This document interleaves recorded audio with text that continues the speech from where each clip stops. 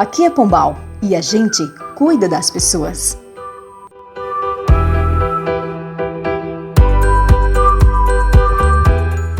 A Secretaria Municipal de Educação continua com o cronograma de entrega de kits alimentação escolar.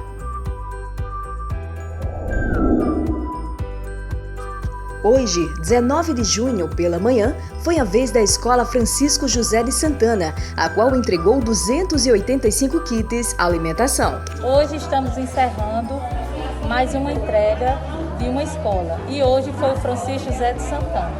Graças a Deus está ocorrendo tudo em paz, com seus devidos cuidados e os pais estão comparecendo em massa. Fico muito feliz em a Prefeitura, juntamente com a Secretaria de Educação, proporcionar esse kit merenda aos nossos alunos.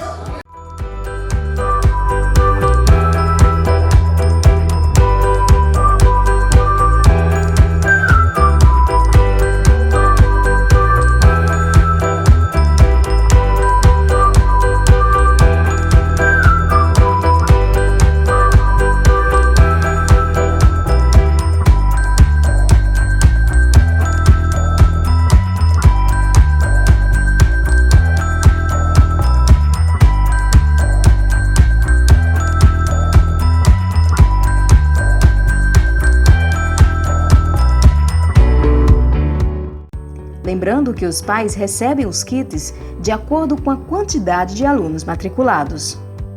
Tem mãe que chega a receber até 4 kits por ter 4 filhos na escola.